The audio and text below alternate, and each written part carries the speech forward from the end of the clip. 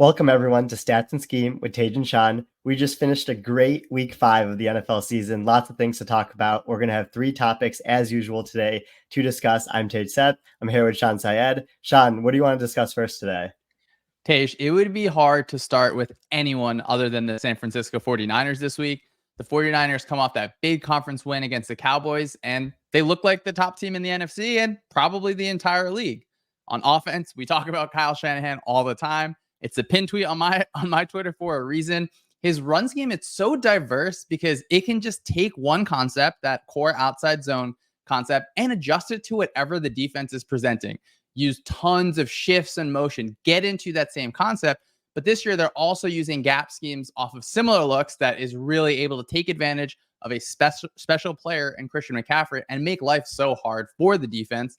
And then in the pass game, Brandon Ayuk, he's just planting his flag, blocking, an incredible route runner, really, really competitive at the catch point. And I just love the 49ers pass game because it gives the quarterback the ability to work his vision from one side of the field through to the other side of the field where receivers are getting back into the quarterback's eyesight. So it makes life a little bit easier there. And Shanahan, he just has everything rolling. Brock Purdy's distributing really well, now making second reaction plays. And I think this week was one of the first few times where watching on tape, I saw 1 or 2 throws that was like, okay, eyebrows raised. Those are really good throws. So how are you feeling about the 49ers and what are the numbers saying? Definitely love everything that you said there. And I mean, the 49ers offense is really just a buzzsaw right now. Like we've talked about for so many weeks this season, we really saw it against a pretty talented Cowboys defense on Sunday night. And what I was looking at for the 49ers is how they're using their different personnels. And we discussed so much personnel usage on the show, but it's especially relevant for the 49ers. So they currently rank 31st in rate of 11 personnel. So the most common personnel in the league, 1 running back, 1 tight end, they only use 38% of the time, but they're really good at it. They pass really well out of it. They have a positive EPA per rush out of it, but they don't have to use it because they can use Kyle Juszczyk to get into 21 personnel where you've Juszczyk and McCaffrey. And you can even throw Elijah Mitchell in there if you have to, if you want a different type of 21 personnel. They use that at the second highest rate in the league on 40% of their offensive snaps, are really good at that. And then they also use 22 personnel, 2 tight ends, 2 running backs, 10% of the time, which is the highest rate in the league, have a really good EPA out of that, the third best in the league, and are passing really, really well out of that personnel. And then the 12 personnel usage, 11% of the time, not as commonly used compared to the rest of the league as that. But when you look at these teams that are able to minimize the amount of 11 personnel they're throwing out there, which means they're maximizing other personnel like 21 and 12 personnel. It's the Falcons that are using 11 personnel the least. They have the 25th best offense, but I think we can agree Arthur Smith is a pretty good play caller despite some up and down quarterback play. But then it's also the 49ers, the Bills, and the Dolphins. Those are 3 of the bottom 4 teams in 11 personnel usage, and they're all the best offenses in the NFL right now. They're the top 3 offenses in the NFL. So when you look at the 49ers, they just keep mixing it up. They don't allow you to play your optimal defense of putting out your most defensive backs on the field. And that's why they've been able to have the number 1 pass offense in terms of EPA per pass this year. Personnel diversity is an important point that I know we talk about it so much because it can help you earn better looks in the pass game.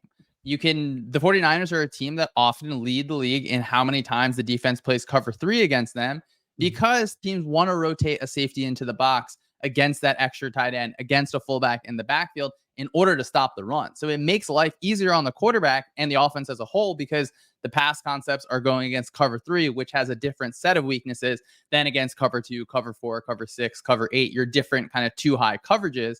And what I love is you can on a paper say, a team is personnel diverse. They use multiple formations. They use multiple different personnel sets, right? Whether it's 1 tight end or 2 tight end, but teams don't have the same ability as the 49ers because they don't have Christian McCaffrey who can play running back at such a high level and is really a slot receiver in so many ways. They don't have Deebo Samuel, who is so physical between the tackles, wants to get vertical in the run game. And, you can't stick out an arm and tackle that guy. So players that can really play multiple positions where Kittle and Juszczyk at the same time, they're more than happy to run those routes and be open. Of course, we had a huge Kittle game against the Cowboys. So just being personnel diverse and then the effectiveness, really the efficacy of it, the 49ers are so special at it. And it feels like Shanahan has like the whole entire Death Star built. It's last year, we felt it was there. It's still forming, and putting Brock Purdy in there, it's just it's so much fun to watch week after week, and it feels like I'm just in my head forwarding, okay, we need to get to the playoffs. We want to see this team there. How good are they going to do it? And then another thing, Kyle Shanahan being able to coach, the same offensive players year after year. I think there's an institutional memory for the whole team, of course, for Shanahan, because he's been doing it for so long, but where they have just different answers to so many things a defense can throw at them. Where even now, I think maybe a few years ago, we would say the Shanahan offense really likes to rely on play action. It's kind of an easy button. And in a lot of ways, it certainly is an easy button for an offense. But I'm pretty sure his play action rate is almost like continued to fall. Defenses can't just change their coverage contours and trick the quarterback. And it's crazy. I said it before. Someone is always open. There's just very few offenses that every single time the quarterback takes a snap, in my head, my first assumption is someone is going to be running open, get those yards after catch, and be able to get downfield. Right. The someone is always open point, and like kind of, calling it a Death Star in a sense where they can beat you in so many different ways is crucial, because you think about like even looking across the field to Dallas in this game, like the path to Dallas's offense most of the time having a blow up game is a big CeeDee Lamb game. You think about other teams in the NFC that are going to be competing with San Francisco, like Seattle, where it's going to have to be a big DK Metcalf, Tyler Lockett game. The thing about the 49ers is they have 4 different skill position players that can blow up any week and win them their matchup. So week 1 is a Brandon Ayuk game, 129 yards, 2 touchdowns, did a lot of the damage in the first half, basically ended that game for the Steelers. Week 2 was a Christian McCaffrey game, 137 yards, 1 touchdown.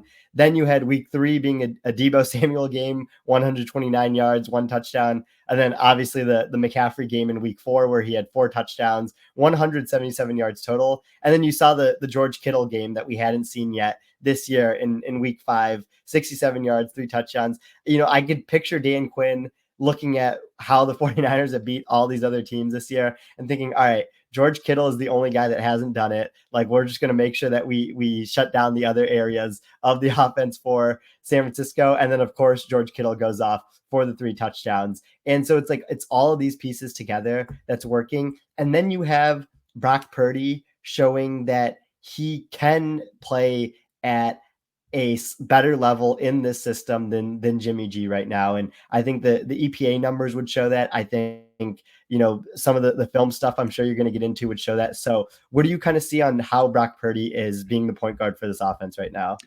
Purdy absolutely is executing the offense at such a high level.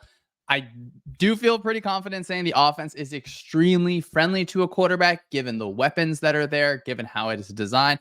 At the same time, you still have to be able to process all the checks. You have to be able to get the plays in and out of the huddle. Those simple quarterback, or those not simple, but those important quarterback things where you're killing at the line, changing the run, switching things like that. And he's really distributing the ball well. So however, like, quote, good Purdy is or is not, he's just playing his role very well. So I know you put on the doc something about MVP conversations. I didn't want to get dragged into this, Tej.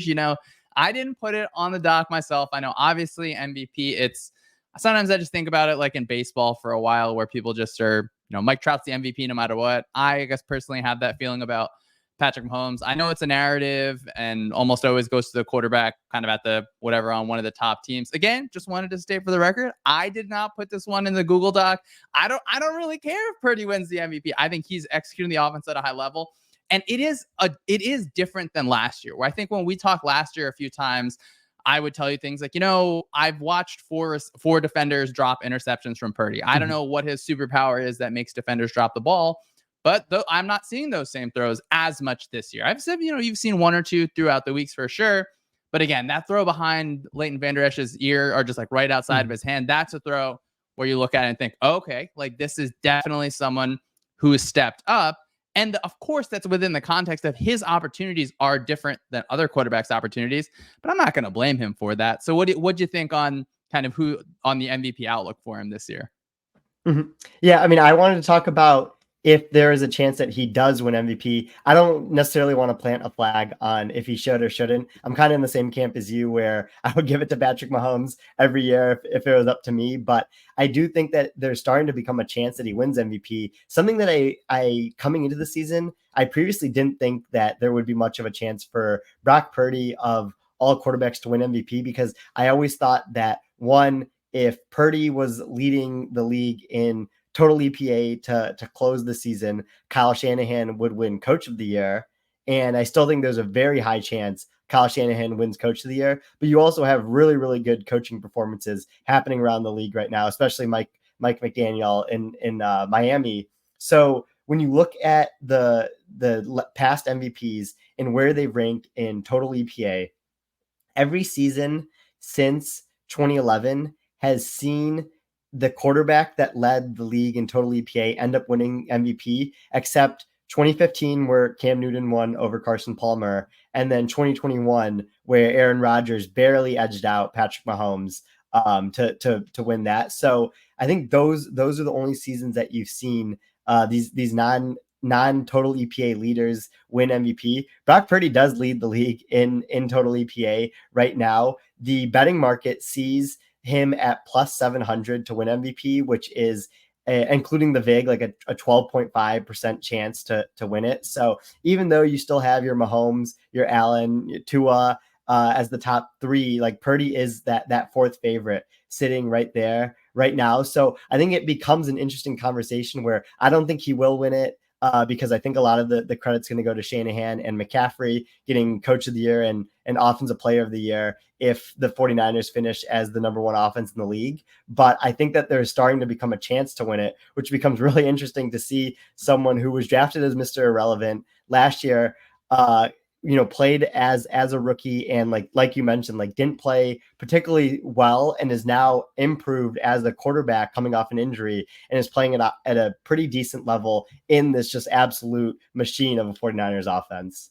And it's kind of hard to quantify, but it does feel like Kyle Shanahan has a certain high level of trust for Brock Purdy, just in, I think sometimes the way that the plays are called. It seems like it's not that they're asking Purdy to step out of his comfort zone, but those second reaction plays that Purdy is able to make now is really impressive. And of course, I'm sure if you ask Kyle Shanahan, he cares much less about the Coach of the Year than, of course, getting that Super Bowl trophy in February. And one of the reasons that I think they're going to absolutely have a chance to get there is that defense. The defense is really, really special. It looks like they're playing at 1.5 speed. They are so fast to the ball.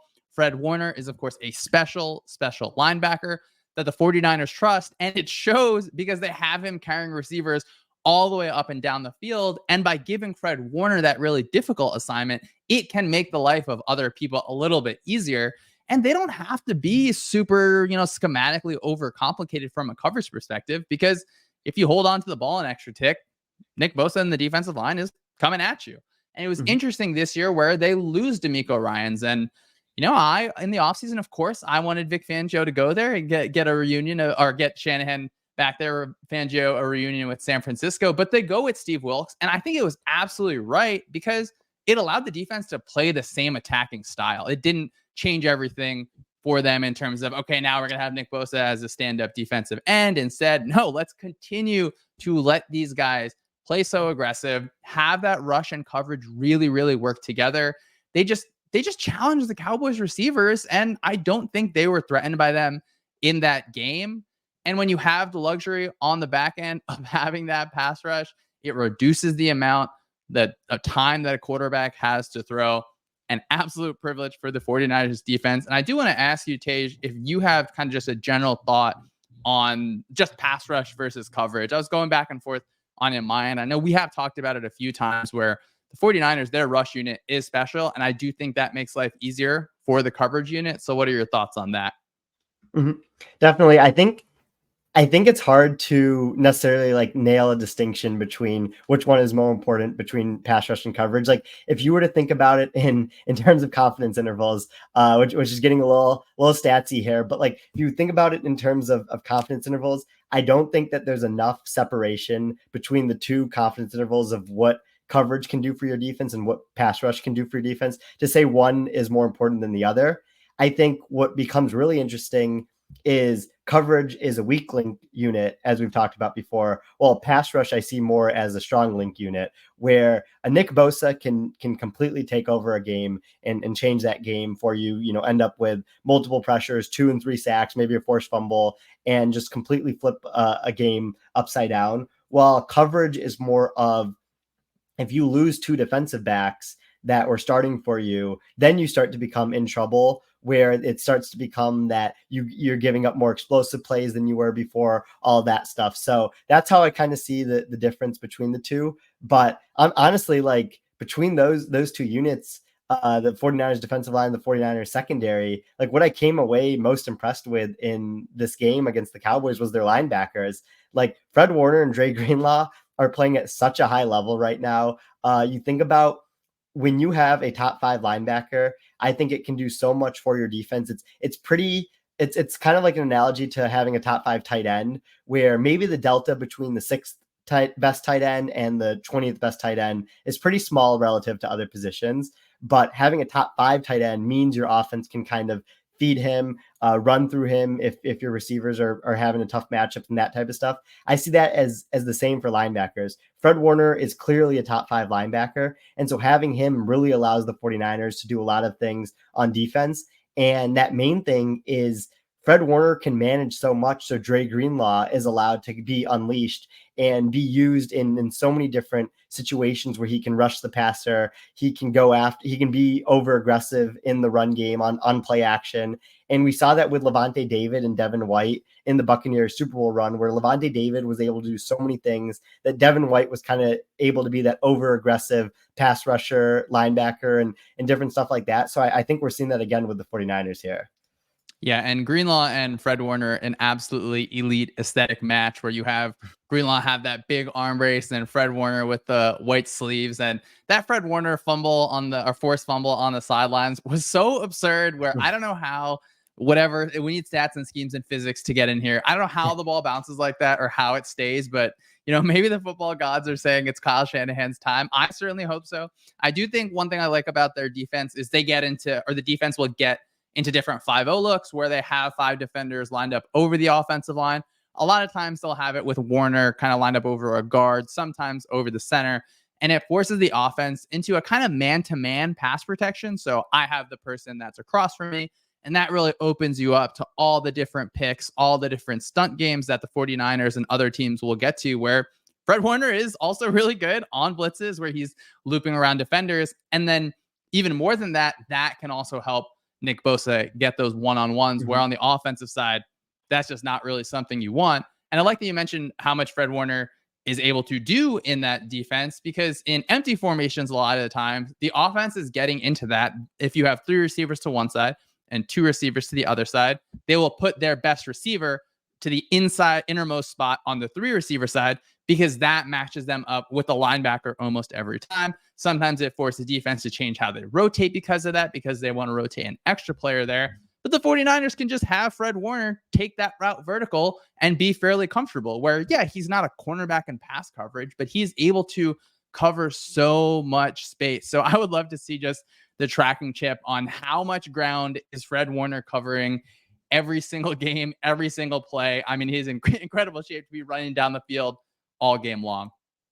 Right. And I mean, he even had, it was a play where he had to keep up with, I believe it was Michael Gallup running down the sideline. And like there was some separation there, but it was just impressive to see a linebacker that was like a decent amount of pounds heavier than Michael Gallup, like keep up with him running down the field, even though that ended up being an incompletion. And like the interesting thing for the 49ers for me right now is like they have the 4th best defense against the pass, 16th best against the run using EPA numbers there.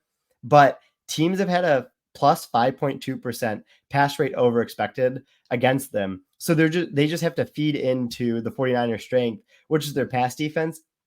I think part of it is teams needing to feel that they have to keep up with the 49ers offense, knowing that the 49ers offense is most likely going to score on more possessions than not. Teams are just coming out passing against them. And we saw Dallas do that a decent amount in the first quarter, and led to a couple 3 and outs, because like when you have to pass against this 49ers defense, they're so good against it. teams are playing mostly 11 personnel against them and not having a ton of success and passing a lot out of those 11 personnel looks. And the 49ers defense has just been able to handle everything that's come at them this year. And, with what's been really impressive about it is outside corner was a concern for them coming into this season, probably still is going to be a concern, but every other guy on that defense is so good that they can cover up for the blemishes that their outside corners might have. And I think that's going to be really important going forward. Yeah, I love that the offense and the defense together, they put so much pressure on you. Exactly as you said. I do think if you're an offensive play caller, you have to know that even if you bottle up the Niners offense for a little bit, which teams have not been able to do, they're going to explode. They're going to find the end zone. So yeah, of course you want to be able to rack those points up early. And it'll be interesting to see next week. Now they have the 49ers will be playing the Browns off of a bye week. And the stats and scheme curse. Last week we lead with the Bills. This week we lead with the 49ers. We'll see if the Browns defense is cooking against them. That's going to be a fun matchup where, I would expect the 49ers to be able to pull that out. But I think the matchup that I am just waiting so much for is 49ers Eagles. We'll get to our second topic here talking about the Eagles, where I think the 49ers, if you say they're the top team in the NFC, the other undefeated team in the conference there, it's the Eagles. I think that, it's safe to say they're at the worst second. I've watched so much Eagles film this year. I do a podcast called The Philly Special over on The Ringer with Sheil Kapadia. And each week, it's just been interesting to track Jalen Hurts. Last year, when we talked in February, Tej, right, the Eagles leave the Super Bowl off just an amazing Jalen Hurts performance. To start the season, things for the Eagles offense, definitely a bit uneven. They played against the Patriots, the Vikings, the Buccaneers. They had to sort through so many pressure looks. And schematically for the Eagles, it's a really fun contrast, the Eagles and the 49ers, because the Eagles scheme is extremely simple and for very good reason. If you're a team and you're just better than the opposition at important positions like wide receiver, you don't have to reinvent the wheel. The Eagles run A.J. Brown on curls all the time. Then they run him on double moves. They hand the ball off to DeAndre Swift. They eat up yards. In the last week, it's been more fun to see offensive coordinator Brian Johnson there in his first year with Shane Steichen leaving. Open up that play sheet a little bit. I think the Eagles are starting to click on offense. Jalen Hurts just had his best game of the season last week against the Rams. I think they're all starting to feel like the ball is rolling and the Eagles are really pulling themselves together. So what have you seen and what are the stats showing on the Eagles offense?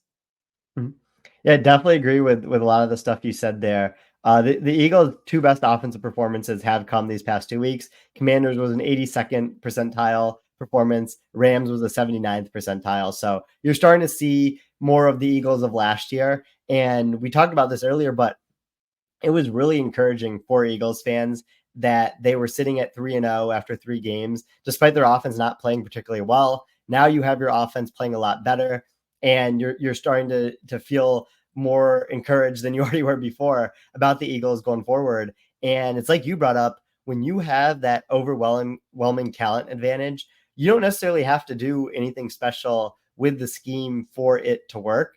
When A.J. Brown is 4th in receiving yards, 5th in yards per out run, he's a top 5 receiver as usual. When you have Dallas Goedert, who's had a quiet season coming into this game against the Rams, but then has a huge day on Sunday, I think that's really big for you. And then obviously everything that they've been doing with their run game, DeAndre Swift ranks top 3 in just about every single rushing metric this year. Didn't get tackled for loss until their week 4 game. Has had a couple tackles for loss since then, but that was like a crazy streak that they had going. And he's second in success rate from a rush perspective. And then, so when you build all of those things together, where A.J. Brown can provide those explosives for you, you saw Dallas Goedert get matched up on linebackers and even a defensive lineman on one play and was able to exploit that. DeAndre Swift in the run game, and then you can tie every 3rd and 2 or 4th and 2 and shorter with the tush push. Like all of that stuff together just makes it really hard to defend the Eagles. And like when you're watching a game and you're rooting against the other team, and they get to 4th and 2, it's usually a sigh of relief. You're like, all right, they're probably going to punt here. But for the Eagles, it's the exact opposite. It's almost a guarantee that they score there, or they convert. They even scored that touchdown on the play right before halftime from the 2-yard line. So it's all of that stuff together that the Eagles are doing that is making me get pretty excited about them. having that 4th and 1 guaranteed, and it was so awesome in the game against the Rams where they drive down with 32 seconds left in the half. They get a pass interference in the end zone on the 1-yard line. They're running the push sneak, and I was just watching the TV. I'm like, there's no way they're gonna do this. It just looks so long. It looks like such a long distance for it to be a full yard and for them to be able to get that. And it's so wild. I think one of the best things about being able to preview the Eagles games and think about the matchups going forward is they have an advantage on both lines. Like on the defensive line, they're usually better than the opposing unit. And on the offensive line, it is such a testament to Jeff Stoutland, probably the best offensive line coach in the entire league. He's a run game coordinator there as well. I think he's the highest paid assistant across the league. He gets like a little pay bump pretty much every year, and he absolutely deserves it. They replaced their right guard this week for, I think, I forgot if the player was drafted in the 3rd round or undrafted, but he had been in the system for a little bit. And I talk a lot about when I love how fast teams get their double teams to the 2nd level. Something that's interesting about the Eagles are they really hold on to their combination blocks so well. And it feels like they can like suction cup linebackers into them where they get so much vertical movement. And it seems like linebackers will just fall into the double team almost. And DeAndre Swift he's just playing awesome. His best game was not even against the Vikings. It was actually, I thought, against the Commanders and maybe against the Rams as well, where the Eagles offense sees him as a weapon. And he is doing, I think, a much better job in Philadelphia finding those small creases, getting positive yards. He is explosive. Absolutely. He doesn't need to dance around. I do think it helps being in that offense, behind that offensive line. Absolutely. And there's so many snaps at the offensive line position between those 5 up with an injury. They like watching Jason Kelce after every push sneak is so funny because he just looks so exhausted, but they're a team that they bring in a rugby coach. They go over it all the time. How are we going to be able to do this? And it's not something that other teams are able to recreate. And so why don't we have the quick conversation about the push sneak? Do you have any feeling? I know we saw Adam Schefter put out they're thinking about banning it. I feel like we heard that last year. Is this a swan song? Would you ban it? What are your thoughts on that? I personally wouldn't ban it. I think when you have that type of play that's going to encourage more exciting football, when you think about going for it on 4th downs, extending drives, I think that's something that the NFL would probably want to keep. I get why defenses are discouraged by it because I was told that you can't push defenders against the tush push if you tried that as like a possible solution to stop it. And I don't think it gets banned either because like you don't want to just ban something because of a one team edge case. When you look at different situations like that around the league, like they could have talked about banning the quarterback sneak because Tom Brady was getting it a higher success rate than almost anyone in the league at doing it for so long, but that didn't really come up. So I kind of see it similar to this where it wouldn't get banned because of that. What do you see from that perspective? Yeah, I just see other teams try it and not be able to succeed. And I will say, if I was whatever part of the competition committee and I was not like attached to the Eagles, yeah, of course I want to ban it because I want to stop watching them get every single 4th and 1. But I would agree with you. I do think it does actually take a special group of players to be able to succeed at that level. And I don't think a lot of teams would be comfortable having their quarterback behind there running like that or running that little sneak like that and watching them maybe, get bent backwards, or it obviously puts them in some sort of injury situation. But again, just have to say it was so cool. A full yard to go on the goal line, last play of the half, just total proof of concept. They trust this play more than anything. So it's been cool to see Jalen Hurts. He looks a little bit more bursty than he was in the first 2 weeks. I do think that maybe there were some conversations around, hey, you don't have to run through every single player in week 1 and week 2. So it seemed like people were asking, is he injured? Does he look a little bit slower? I thought he looked great versus the Rams. And they said they have different ways to win. They can beat the Vikings by running the ball the whole entire game and having those shot plays over the top. As you said, it seems like you got an AJ Brown game, you got a Dallas Goedert game, and Devonta Smith. Of course, there's so many mouths to feed in that room. I think he's just a great teammate where he doesn't make anyone's life harder by being an absolute stud and still not getting every single throw. Then on the defensive side, it's been really fun to watch what Shawn Desai is doing over there. Of course, Shawn Desai from that Fangio tree, and they are absolutely built front to back. That defensive line unit, it is deep. I think Shawn Desai understands that. It makes the coverage unit's life a lot easier, where I think if you had questions about this defense, their secondary has been attacked in different ways. I think it's something that's something that I certainly will continue to monitor, and something will be interesting when we do eventually get to Eagles Niners, especially because it feels like the Eagles are built to almost deprioritize the linebacker situation, where you have, free agents coming in that are able to play at relatively decent levels. And watching the Eagles week after week, that's why I asked you the coverage versus pass rush situation, because I feel like I would lean kind of hard towards pass rush. And the Eagles are, I think, a good example of that, where they're able to close that game out against the Rams with that pass rush unit, and not built the same as the 49ers, but the same sort of, if we get up and you're not able to keep up, you are going to be in these tough passing situations.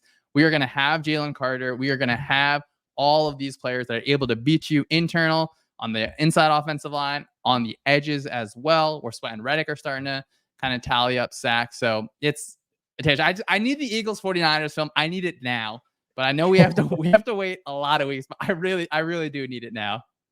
I definitely feel that. I'm so glad that you mentioned Jalen Carter. I mean, what he has done to this defense that was already stacked to begin with at defensive line has been insane. I saw someone from the Eagles, the communication team, tweet something like this about next gen stats, and since they've started tracking pressures in 2016, there's only been 2 defensive tackles as rookies that have been able to do this in the first 5 games of the season. Or sorry, not as rookies, just first 5 games of the season. Jalen Carter, Aaron Donald, 25 plus pressures, 3.5 plus sacks, and 2 plus forced fumbles. So that's just crazy to me that Jalen Carter is already doing what 2020 Aaron Donald, like peak Aaron Donald, was doing as a defensive tackle. Not saying he has that impact, but some of the pressure stats show up as that. And then obviously, like, I've talked about this before with yards per out run, where Quez Watkins will show up really low in a metric like yards per out run, because AJ Brown and Devontae Smith get so much of the targets when they're on the field. And that makes a lot of sense.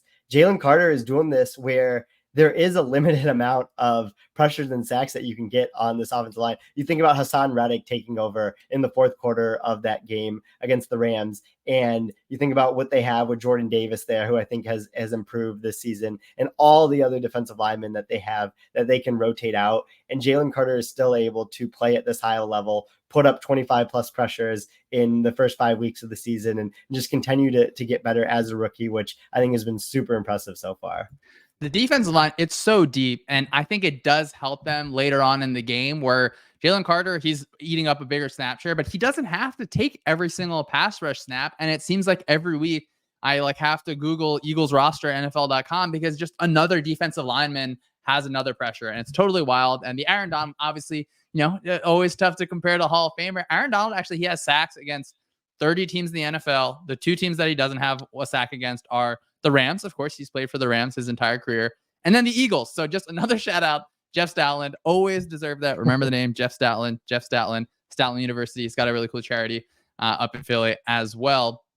And man, I want the Eagles and 49ers now. I'm glad we talked about the 49ers and Eagles. For our third topic, I want to just transition over to just a broad conversation about motion.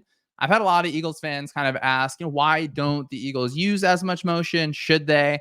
And the 49ers and Eagles, they're really, really on the opposite end of the spectrum there. Tej, why don't you just give us a little bit about the numbers, and then I'll talk about maybe why teams use or don't use motion. Mm-hmm. Yeah, so I think there was a time when motion was had a higher yards per play EPA success rate than no motion. But when we look at the data provided by FTN that you can get through public data sources like NFL FastR, in the past 2 seasons, there has been no significant difference between motion and no motion from an EPA perspective. When you look at 2022 and 2023, it's kind of flipped, where last season, no motion plays were actually a little bit more EPA than motion plays. And then this season, motion has become a little bit more than no motion, but it's not a huge difference in general. And I think that kind of goes back to some of the edge being gone there from what was realized a couple of years ago, but also purposeful motion, where you don't want to just do motion just to do motion. You think about some bad offenses that I won't single out, that they motion and nothing really changes. But when you're using purposeful motion like the Dolphins do, like the Rams have been using this year so far, and the Lions and even the Buccaneers to an extent, I think like that's the type of motions I want to see, where you're actually putting your players in different situations, and you might be using that fast motion that you've talked about where it happens directly at the snap. Like those are the type of motions I want to see. I don't want to see teams use motion just to use it, just because they know that it's going to give them an advantage, and it doesn't really change stuff for them. If anything, it makes things more complicated for themselves. Yeah, I love that. I think it's important to think about there are different types of motion, both in the pass game and in the run game. There are different reasons why you would use those motions. In the run game, we're used to seeing that jet motion a lot. It gives the linebackers eye candy to have to deal with, but it also is able to bump the linebackers over. It gives the offensive line a little bit better angles. Maybe they move their point one player over in the run game. You see the 49ers and teams off that tree use that fast motion at the snap, where a tight end is running from kind of one offensive tackle to the other offensive tackle at full speed to kick out of defensive ends. Then with shifts and motions, offenses are able to change the strength of the formation. They're able to flip the numbers to a side. And of course, as I said, they can change the angles for the offensive lineman. You can target a specific defender and try and open up space in a specific gap in the run game. Then in the pass game, you see the kind of basic understanding of motion, where you try to see, is it man or zone? Something a lot of teams do. Well, they'll start in a 3-by-1 bunch set. They'll motion one of those receivers over, make it a 2-by-2, because a lot of times the way the defenses are set up, where the nickel is set towards that 3-by-1 and they won't chase that motion player, you end up getting Justin Jefferson matched up on a linebacker against the Packers last year. Or teams are able to do that in different ways. Then they'll motion from 2-by-2 to 3-by-1. They'll change the defensive coverage. Of course, this year we see that Miami Dolphins motion fast and out, quick at the snap. The defense, it has to pretty much get out of a press look. It makes the defense communicate really quickly. It can give the offense such a huge timing and space advantage. So you have the Dolphins and 49ers where they'll use that in the run game as well to remove a defender from the box. And then, as you said, with the Rams, they'll start with the receiver kind of further towards the sideline, and that receiver will run inside. Usually they have Tutu Atwell doing it, where now they're creating a bunch on the move. You get a running start, and it's so hard to defend. You can't press it. That's a really big thing, where it is a timing play that the quarterback is able to stay on time, on target, and the defense is already on their heels. So as you said, you have to have purposeful motion. Your motion has to have a purpose. Does it change how the defense is covering you? Does it give our receiver a leverage advantage? Does it help your offensive line in the run game? Because motion, it's not just good in and of itself. It has to be attached to something. If you're just motioning for the sake of getting on Tayshia's fancy chart, it's not going to be automatically helpful. Yeah, no, I definitely agree with that. I think that when you look at the list of teams that have used the most motion this year, it's a lot of the play callers that we gush about. Oftentimes it's you hyping them up and then me going back and looking at the data once you watch the film here. But it's like the Dolphins lead the league in the amount of motion used this season, have the highest EPA on motion plays as well. So they're using it a lot and they're doing it effectively. You have the Rams, second highest amount of motion this year, positive EPA on those plays. The Chiefs, third highest, positive EPA as well. The 49ers, fourth highest. And then there's a little bit of a drop off to the Falcons, who we really like Arthur Smith, even though they've had a negative EPA using motion this year. The Texans, we really like Bobby Slowick, but they've also had a negative EPA. And then there's Ben Johnson at 7, Kellen Moore with the Chargers at 8. And then Kevin Stefanski with the Browns at 9, and Matt LaFleur with the Packers at 10. So those are the teams that are using motion the most common.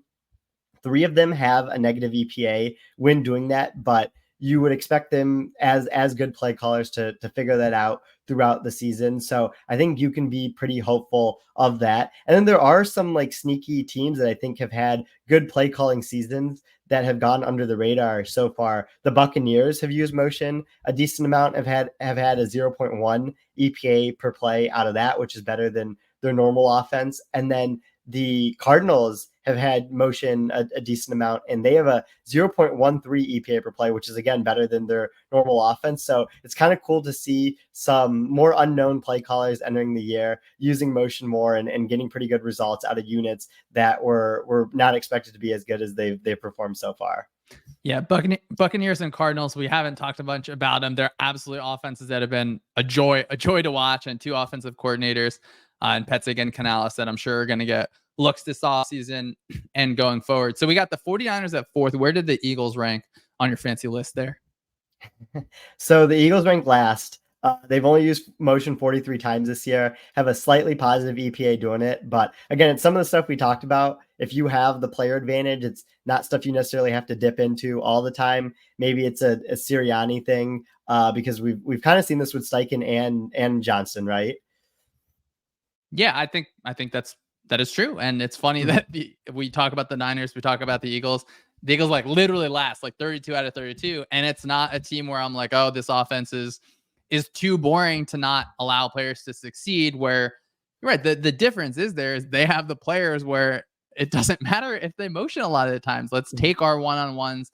We don't need to make it more complicated because we want to threaten the cornerback and have AJ Brown step on their toes and then run past them at different times. So it's really, really funny watching those two offenses week after week, where they're both extremely, extremely talented, have obviously different quarterbacks, but just an offensive weapon room that is really, really cool.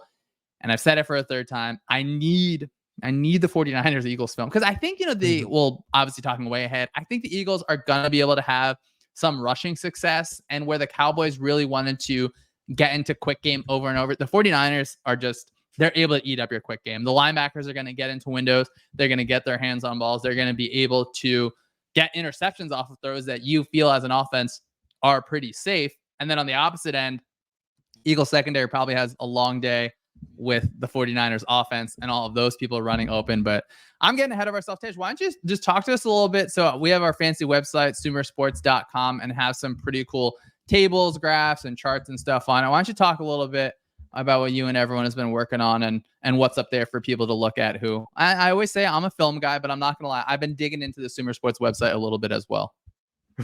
For sure. And I think it's been a lot of fun to put this website together. We just want to give data to people that don't necessarily have, or not necessarily have had access to this data before, that now can have access to it. So if you come to sumersports.com, we have tables for offensive and defensive. All the EPA numbers that I reference mostly come from this website, but we also have personnel and formation tendencies for offenses and defenses, which I think is really helpful. So if you want to know how much your team is running 11 personnel versus 12 personnel, you can come to the site and get that. Then we also have some players page. So the quarterback one is obviously the most popular. You can look at all the different EPA metrics in different filters. So if you want to look at quarterbacks in non-garbage time, on late downs, when they're likely to pass, when they're likely to run, like all that stuff, I think is really helpful. And then if you need help setting your fantasy football teams, I use the ball carrier and the wide receiver pages on the website to kind of get help with that. Looking at red zone carries, last week you could set a lot of your lineups based on which running backs were getting red zone carries. David Montgomery is currently third in the league in amount of carries in the red zone, like obviously a must start in fantasy every week. So you can use data for that as well. So, really, I'm open to a ton of feedback on the website if you think of anything, but, appreciate everyone who's checked it out so far, and we'll continue to keep checking it out. Yeah, Tej, once you get to the fantasy football talk, that's when you lose me. I can't be about that life. And I do think it is helpful, even for me. Again, I always put forward that I'm a film first person. I say that I'm stats friendly. I don't know what all of the words mean on the tables that Tej put together. I don't always agree with how the rankings and things kind of end up. I do think it is really, really helpful, just because even when I'm watching the games, I can say, it feels like they're running 11 personnel or a lot. It feels like they're using a lot of different formations, but having that number there, it helps me confirm what I'm seeing. Or if it's off, then it can help me look at, maybe I'm disagreeing because it feels like these different formations are a little bit more impactful. So we really, really appreciate everyone listening to the episode. Thanks for listening to that little plug at the end. Tej, great job. We'll get you into the ad agency as soon as possible. Everyone, just keep the feedback coming. If you don't understand something on the website, like I often have that issue, just flood Tej's DMs. Ask him what these words mean. I'm sure Tej will be able to send you something. Subscribe to our newsletter, visit the website.